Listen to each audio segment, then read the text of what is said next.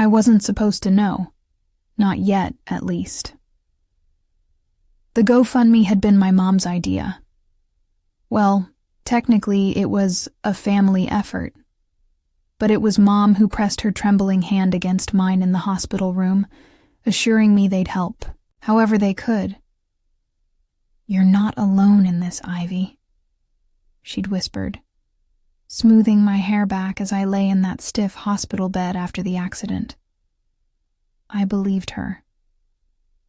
God help me. I believed all of them. I was hit by a car while walking home from work. A drunk driver blew through a red light and shattered everything from my right knee down. I'd spent months in recovery, 3 surgeries in, 1 more major operation to regain full mobility. But the cost was crushing. Insurance barely touched it. My job had let me go. I was drowning. So when my family offered to set up the fundraiser, I didn't fight. I swallowed the guilt, the shame of needing help, and let them put it out into the world. Help Ivy walk again. Support her surgery journey. I didn't even look at it more than once. My cousin Mila managed the updates. My sister Camila posted selfies with me at the hospital, capturing the rawness of my battle. My uncle organized the car wash fundraiser, and Mom coordinated the Facebook shares. I just focused on healing. The last number I saw before I stopped checking? $61,942. Part 2. The Surprise. Trip Camila came bouncing into the rehab center with a pink suitcase and a glittery Starbucks tumbler. "Oh my God, you will not believe this," she squealed. "Mom and Dad are sending me to Greece." Like, totally unexpected, right? I blinked. Wait, what? It's like a graduation / self-care / you deserve it kind of thing, she giggled. After all the stress I've been through, like, just watching you go through this has been so emotionally draining. She actually said that, as if watching me lose the ability to walk temporarily, while posting it on social media, had taken more from her than it did from me. Still, I tried to be happy for her. I tried to tell myself maybe things weren't as bad as they looked. That maybe the money hadn't come from what I thought it had. But then I saw the post. It was a reel. Camila twirling under white curtains in Santorini, sun-kissed and grinning with a caption that said, "Living my best life. Thank you all who made this possible. Grateful, are funded by angels." Funded by angels. I clicked on the comments. Someone wrote, "So glad Ivy's fundraiser is helping both of you." Another, "Happy to support this beautiful family through hard times." Then, "I donated thinking it was for surgery, but whatever. Enjoy." And there it was. Everything clicked. I didn't confront them right away. I couldn't. Not while I still needed them. Not while I still had to rely on their rides, their food, their signature on hospital forms. I just stayed quiet. Numb. But that night, in the dark of my room, with the sound of my slow, painful breathing filling the silence, I started writing everything down. Screenshots, bank transfers, her posts, fundraiser updates, dates, inconsistencies, even her Greece haul video with a Gucci bag front and center. I wasn't going to scream. I wasn't going to beg. But I was going to remember. Because one day, when I had just enough strength to stand again, I'd be ready to knock every one of them off the pedestal they built on my broken back. I didn't sleep the night I saw the reel. Not really. I lay there staring at the ceiling, my muscles twitching with the kind of ache painkillers couldn't dull. I remembered when I used to stretch my legs without thinking, when walking to the kitchen didn't feel like crossing a war zone. And now my little sister was island hopping on the generosity meant to help me walk again.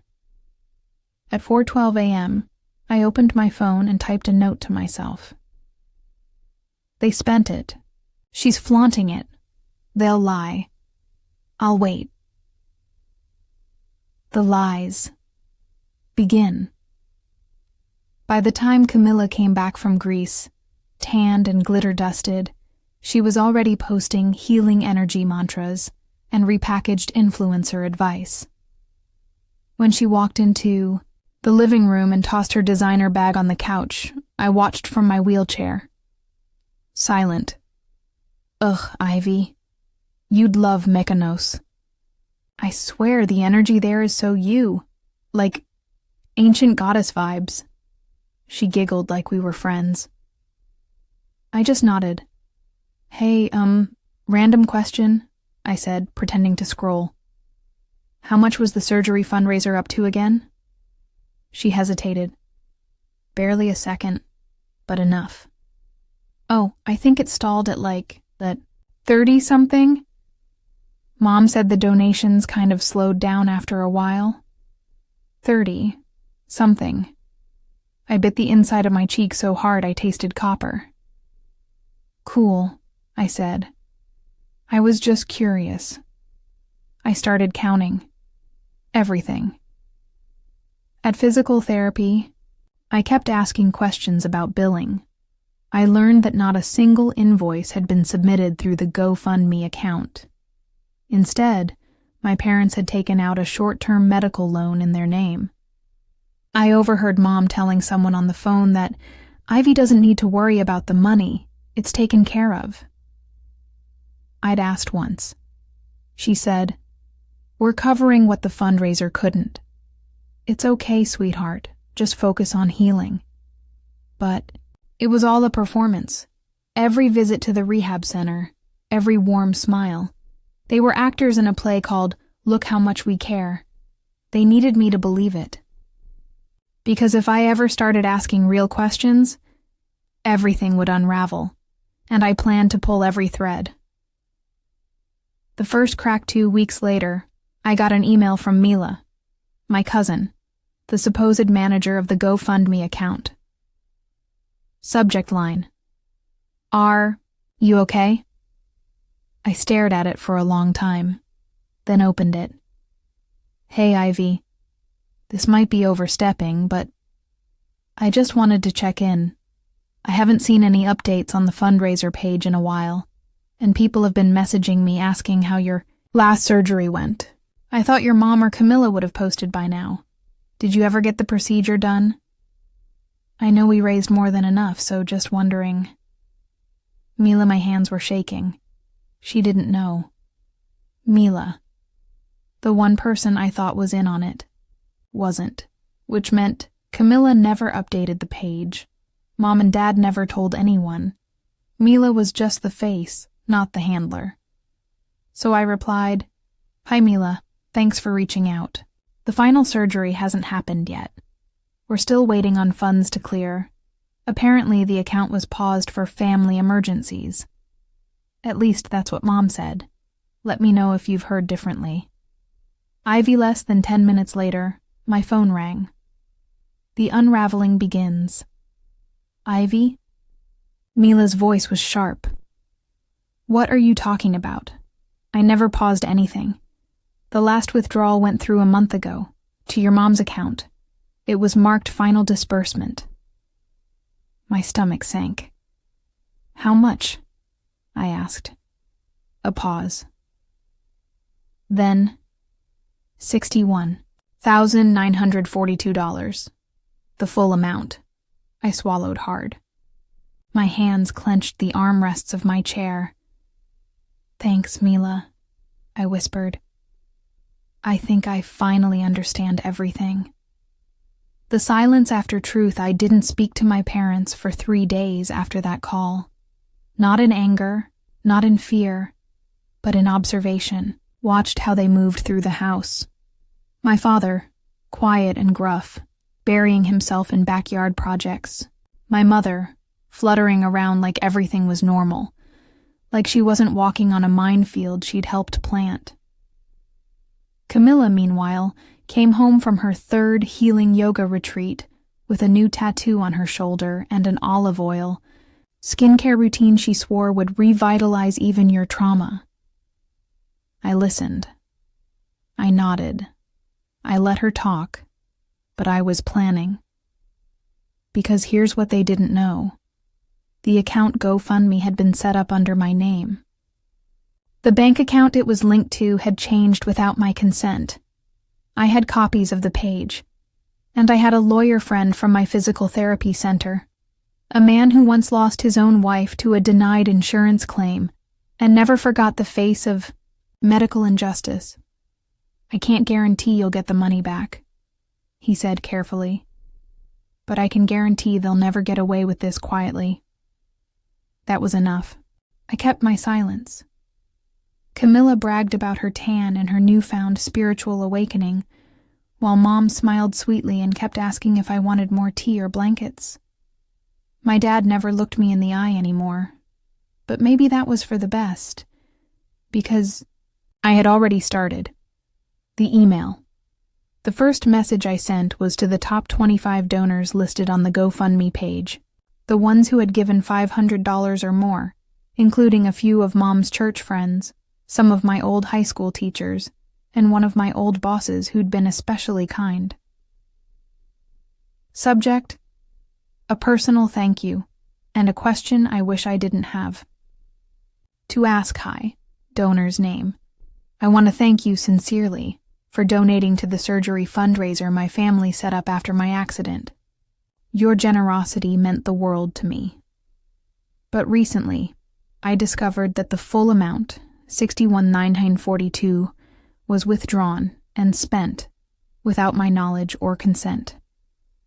I have not received the surgery yet, and I fear the money was used for purposes that had nothing to do with my medical care. I never wanted to write this. I still hoped I was wrong. But if you noticed anything odd or received a thank you from someone besides me, please let me know. I've begun documenting everything, discreetly and respectfully. With gratitude and a heavy heart, Ivy. The responses flooded in within 48 hours. I had 19 replies. Some were shocked. Some were confused. A few were furious. I thought it was weird that your sister kept posting vacation photos while we were all praying for your surgery. I asked your mom for an update 2 weeks ago and she blocked me. We raised that money for you. You have every right to demand answers. I gave $2,000. I want to know where it went. By the end of the week, 5 donors had already requested refunds through GoFundMe's fraud support team. And Mila, bless her, sweet, furious Mila, offered to help compile a formal report. Thank you. Page goes dark. The first real crack came the day I heard Mom scream from the kitchen. Camila had just gotten out of the shower, hair wrapped in a towel, when Mom burst into her room holding her phone. "Who's been messing with the fundraiser?" she shouted. "What? They've suspended the account. Ivy's name is back on the front, and now people are commenting, accusing us of theft." I rolled myself down the hallway and peeked around the corner. "Ivy?" Mom's eyes found mine. "Did you do something?" I tilted my head. "Me?" I said softly. "I'm just the one who can't walk. Why would I ever cause trouble?" Her face paled. Camila blinked in slow confusion. For the first time since the accident, I saw something crack in both of them. Fear. Family meeting. That night, they called a family discussion. My dad sat with his arms crossed, staring at the floor. Mom sat on the edge of the couch like she was perched on glass.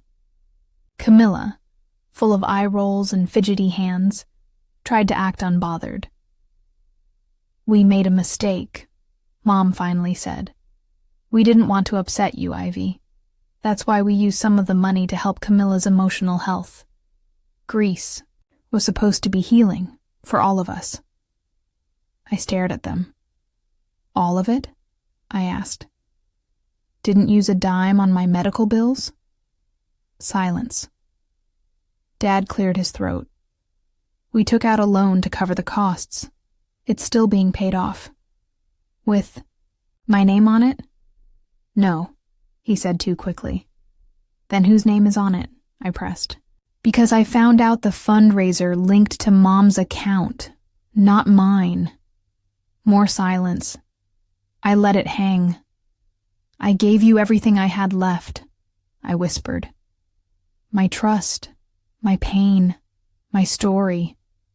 And you turned it into a vacation brochure." "Camila," scoffed. "God, are you going to be this dramatic forever? You weren't even going to Greece. Why do you care?" I blinked. Then I said it. "Because I just filed a police report. And next week, I meet with a fraud investigator." Mom nearly fainted. Camila screamed, "You wouldn't!" Dad stood up so fast the coffee table shook. "I would," I said calmly. And I did. Because this is no longer a family issue. It's a criminal one. I turned my wheelchair toward the hallway, then paused. "Oh, and don't try deleting your posts. I archived everything. They didn't believe me." "Not really. Even after I said police report, even after I dropped the words fraud investigator, I could still see it in their eyes. The smug, subtle assumption that I wouldn't actually do anything. That I was bluffing. That I was too weak, too dependent, too afraid of shattering what little was left of our family to follow through. They still thought I was the girl who needed them. But what they didn't understand was I had already rebuilt my spine in the fire they set. The Post waited 2 days, long enough for the tension in the house to ferment into silence, long enough for them to start tiptoeing again, whispering in corners and slamming doors more than usual. Camila stopped posting completely. Mom started praying louder than she ever had before. Dad disappeared into his workshop for hours. Then, I logged into my Facebook account.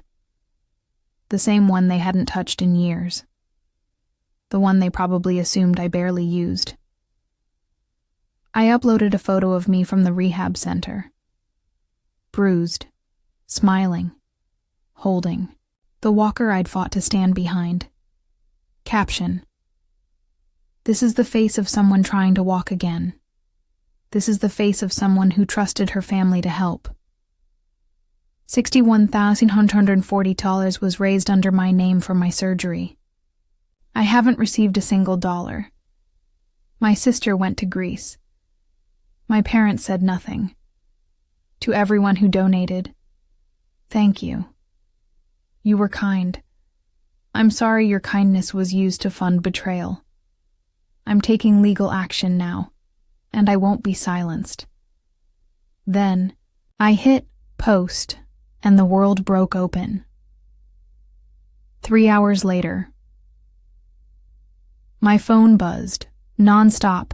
Comments, shares, messages from old classmates, neighbors, strangers who had seen the GoFundMe and thought it looked off, but didn't say anything. My post had over 3,200 shares in one evening. By the next morning, it was at 10,000. Screenshots flying across Twitter, TikTok duets of influencers reading the post in stunned voices, and one account doing a "Let's Break Down This Family Fraud" thread with side-by-side photos of Camila's Greece trip and the fundraiser timeline. Mila called me crying. She'd seen everything. "This is insane," she whispered. "You just became the story. Ivy, they're going to regret every second of this." I knew. Camila's response. "Of course." She panicked. She tried to comment at first, something about emotional stress and miscommunication. People shredded her in the comments. Someone even found the exact Gucci bag she flaunted in her vacation haul and linked it with a price tag, $3,200. Then she deleted her account. Mom called a family meeting. Again. "Ivy, please," she begged, her hands shaking. "You don't understand what you're doing. People are starting to talk. Your aunt called me crying. Her church friends are furious. Camila's mental health is deteriorating." "And mine?" I cut in. "What about mine, Mom? You sat by and watched your own daughter use my tragedy to fund her getaway. And now that people know, now you care?" Dad stayed silent in the corner. "Coward. Just take the post down," she whispered. "Please." I leaned forward in my chair. "I'd rather never walk again than let you bury this." The investigation moves forward. Detective Cardenas met me at the rehab center with a clipboard, a kind smile, and fire in her eyes. "We've seen cases like this," she told me. "It's hard when it's family. But what they did, especially under your name and with donation fraud, this isn't just morally wrong. It's illegal." She showed me a timeline she'd started building. Mila had already handed over every file. I'd provided screenshots of the fundraiser page, every receipt Camila posted, the comment logs, and emails from donors. It was enough to open a formal investigation. And with GoFundMe now involved, the platform had frozen the family account and started issuing direct refunds where possible. Camila's new apartment? Suddenly a lot more expensive without that hidden cash. And then came the knock-on.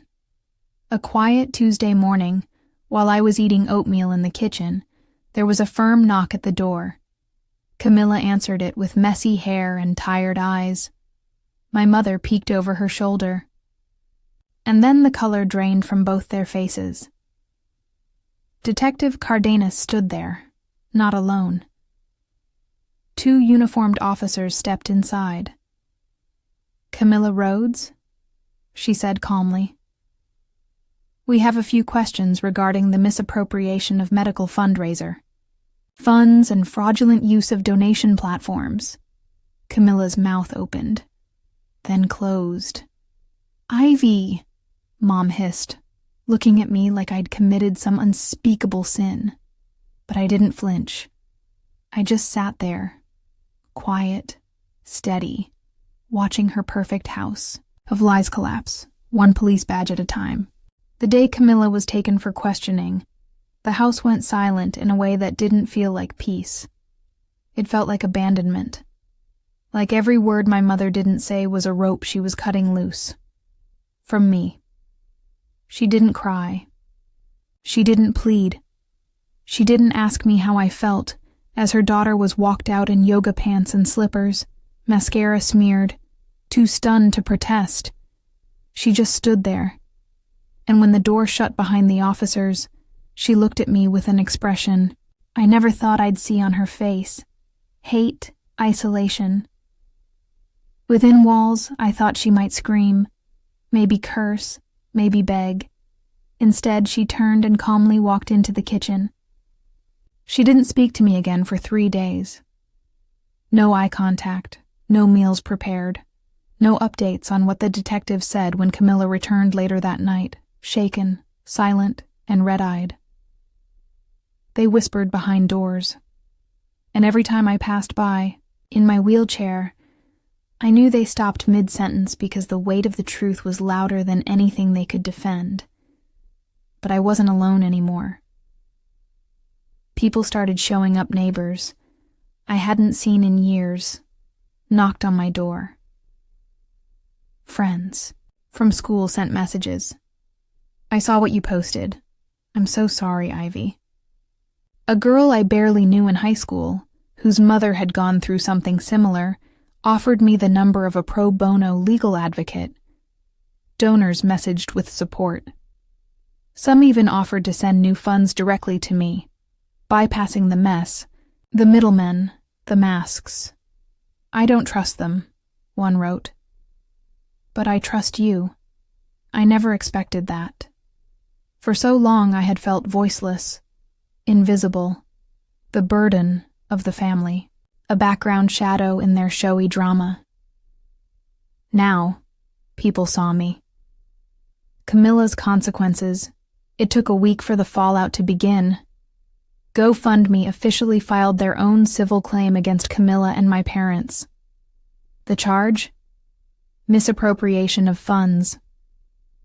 Though, it wasn't jail time. Yet. The consequences were steep. Her accounts were frozen. She had to publicly respond to the fraud claim, or risk permanent banning from donation platforms. The travel blog she was launching was pulled by its sponsors.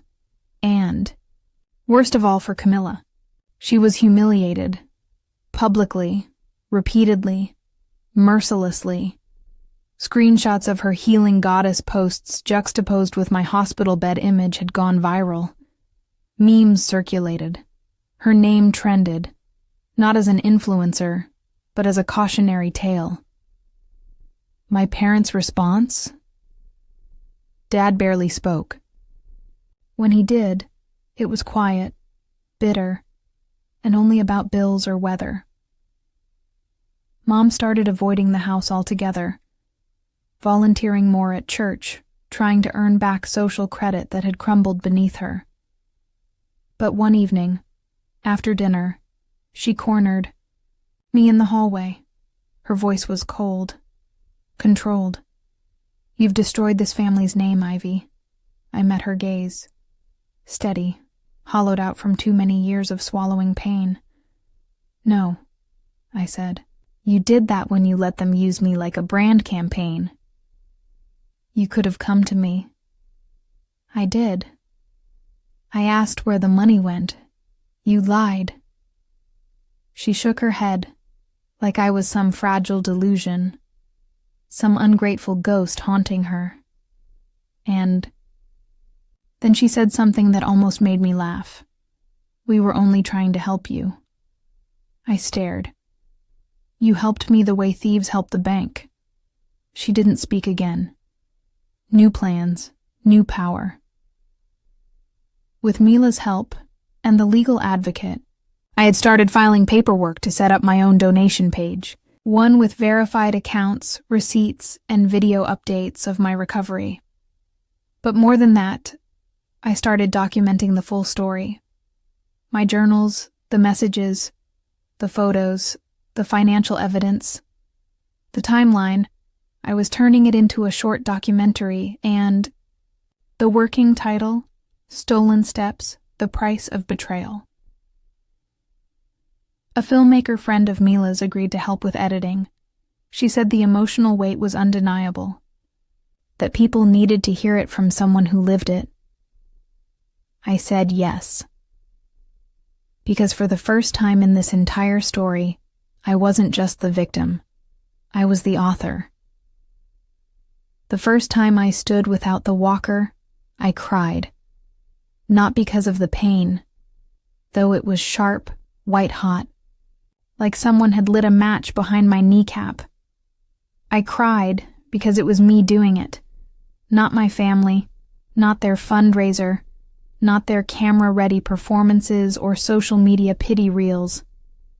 Just me, and the therapist clapping across the mat, and Mila. In the corner filming quietly, her voice breaking with pride. This step, this one, belonged only to me. The documentary takes shape. We titled it, Stolen Steps, The Price of Betrayal. At first, I didn't want to narrate. My voice still shook when I talked about it all, but Mila convinced me. People need to hear your anger, Ivy. Not just the facts, the truth. So I did. I told the story from the accident to the fundraiser, from the lies to the fake gratitude, from the island vacation to the knock at the door. I read excerpts from the emails donors had sent. I showed screenshots, bank transfers, even clips of Camila's videos where she thanked her guardian angels while sipping sangria on a yacht. It wasn't flashy. It wasn't dramatic. It was real. And that made it devastating. The first screening. We hosted a private showing at the rehab center. Dozens of patients came. Nurses, staff. Even a few donors I'd never met in person showed up. When the lights came back on, there were tears, not just mine, from men in wheelchairs who whispered, "I've been used too." From mothers who said, "This could have been my daughter." From people who said, "Thank you for not staying quiet." I didn't realize how many others had been betrayed by the ones closest to them until that night. Until I saw how many people carried quiet, invisible wounds like mine. I wasn't alone anymore, and that meant I could keep going. Fallout at home. I returned home to silence. Again. But this time, it wasn't shame I brought with me. It was proof. Camila had seen the trailer online. Mila posted it as a teaser. She hadn't spoken to me since.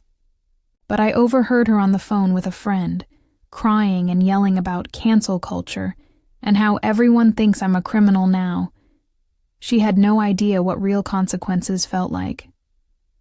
Mom stopped trying to guilt me. She moved from cold disdain to quiet avoidance, as if simply pretending I wasn't there would undo the damage they'd done to their image. Only Dad spoke one night as I passed the living room. "Ivy," he said, without looking up from the floor. I didn't know everything, not until it was too late. I paused. "But you didn't stop it either." His silence was answer enough, an invitation. I didn't expect. 2 weeks after the screening, I got an email from a well-known podcast, one of those shows that unpacks family betrayal stories with forensic detail and emotional depth. They wanted me as a guest. "We saw the documentary. It hit us hard. We want to give you a space to go deeper, if you're ready." I stared at the message. I wasn't a speaker, I wasn't a performer, but I'd already told the truth once. Maybe it was time to speak it loud. Camila's desperation. The morning the podcast aired, Camila knocked on my door for the first time in months. She didn't come in. She didn't even look me in the eye. She stood in the hallway, hollowed out, and desperate. "Ivy, please take it down. I can't get work. No one wants to touch me now." I stared at her. The same girl who wore my tragedy like a runway outfit, who used my name as a brand and my limp as a launch pad. "You used my pain as a resume," I said. "Now you're living with the credits." Tears spilled over her cheeks. But I didn't flinch. I didn't mean to. "You did, Camila. You did. You meant to let them believe it was for me. You meant to buy that flight. You meant to post that haul.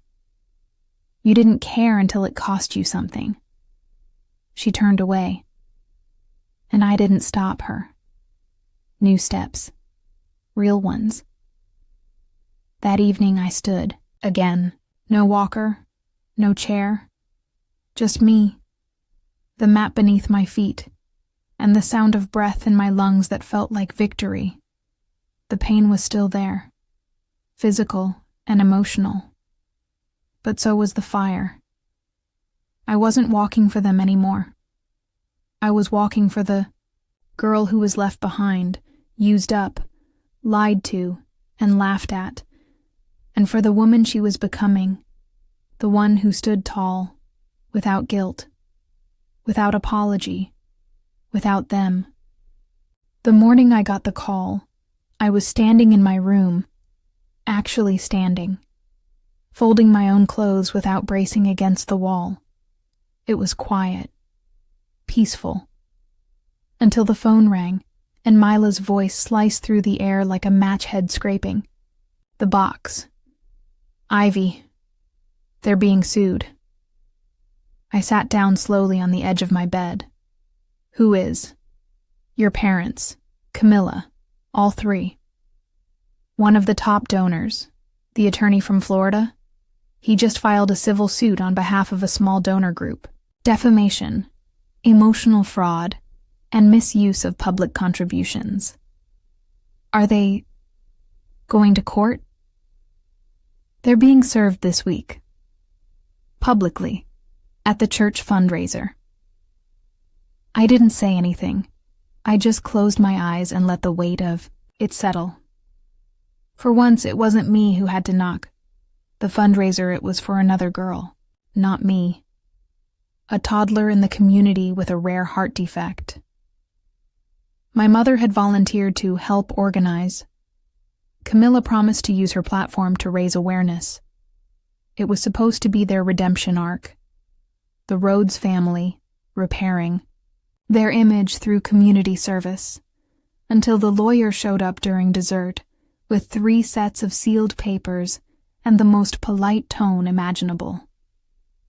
Camila Rhodes, Evelyn Rhodes, Marcus Rhodes, you've each been served in connection with the case of Ivy Rhodes versus public misuse of donated medical funds. Someone gasped. Someone else dropped a plate. And Camila?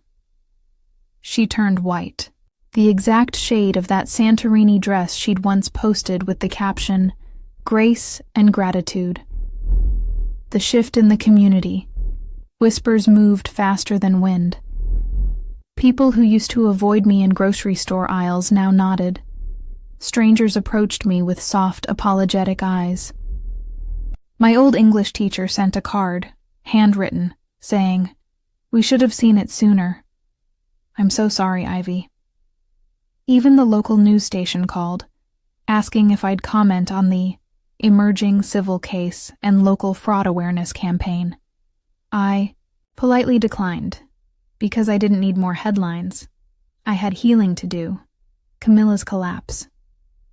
She tried one more time, not to apologize, to negotiate. She showed up on my doorstep with her phone and a crumpled tissue. "Can we talk? Just us?"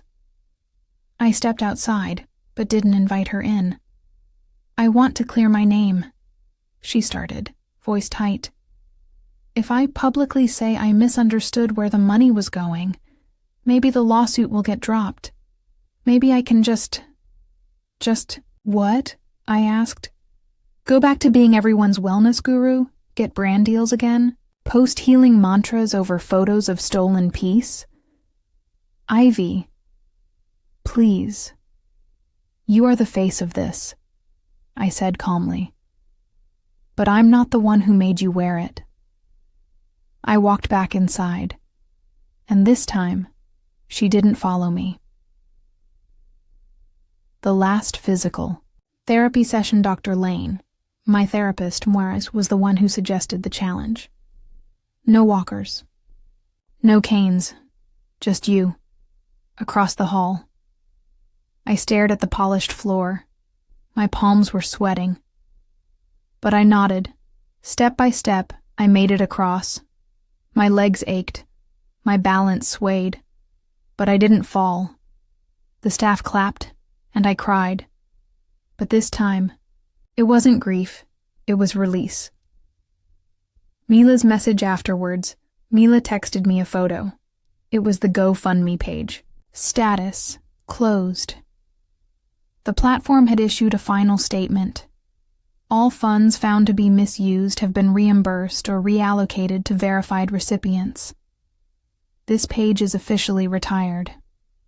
Below it, a note from the admin. Thank you to those who believed in the real fight. And then Mila's text. You ended this with dignity, but also fire. I hope you know that. I did now. The court date approaches. Letters have been delivered. Depositions taken. The case is real. Alive. Camila's name, is a warning now. My parents avoid even the grocery store. And me, I've started writing, speaking, walking. I'm planning to enroll in a certification course in trauma-informed coaching, something I would have never imagined before. I want to help people who've been emotionally looted by the ones who claim to love them, and I'm moving out into a small rental, modest, quiet, mine, because I don't need grandeur, just peace and boundaries that lock from the inside, and a door no one gets to walk through just because they share my blood. The courthouse wasn't how I imagined it. It wasn't cinematic or cold or cruel. It was beige, fluorescent, smelling faintly of printer, paper, and hallway coffee. But the moment I wheeled into that room, standing now optional, not required, I felt a silence settle into my bones. Not fear. Not rage, just readiness. The trial, it wasn't a long trial. Civil cases rarely are when the evidence speaks louder than the people. They tried to spin it. Of course they did. My parents' attorney argued miscommunication, that the funds were reallocated during a period of emotional duress. Camila cried on the stand, saying she assumed the money had been used properly, but they underestimated how much the world already knew. Screenshots, bank records, Mila's testimony, the GoFundMe records, the documentary clips, donor statements, emails, receipts. The judge didn't even take a recess before ruling. This court finds that the defendants engaged in willful misrepresentation of donation intentions, resulting in the misappropriation of 61,942s. Full repayment is ordered. Additionally, the plaintiff is awarded $50,000 in emotional damages and full coverage of all remaining medical expenses. Camila gasped. Mom dropped her head. Dad closed his eyes like he expected the moment to pass. But it didn't. Because consequences, like steps, arrive 1 foot at a time. Afterward, outside the courthouse, I didn't stay long. The reporters asked questions, people filmed. A few donors stood nearby, waiting to hug me, but I slipped quietly out the side exit, where Mila waited beside my car, packed with moving boxes. Want me to drive? She asked. No, I said, taking the keys. I think I'm ready. We didn't speak for a while. Just let the road unravel in front of us.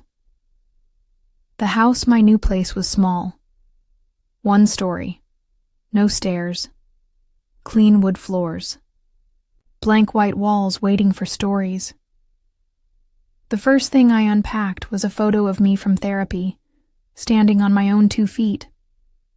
I set it on the shelf beside a single potted plant and the candle Camila once gave me before she took everything else. The irony made me smile.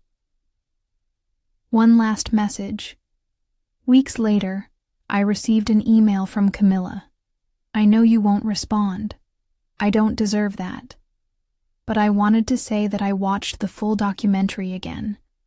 Not as a victim, but as the villain, and I hated what I saw. I don't expect forgiveness. I just want you to know. I finally see what I did. I'm sorry, Ivy. See, I didn't reply. Some stories don't need sequels. Some just need endings. The final walk that evening, I stepped outside onto my porch, barefoot, the wood warm under my feet from the fading sun. The wind stirred, quiet, free. I walked down the path, no assistance, no hands, no watchers. And as I reached the edge of the yard, I looked up into the sky, soft and golden and new, and smiled. Because they bought her a vacation, but I bought myself back, step by step, truth by truth, alone, but whole.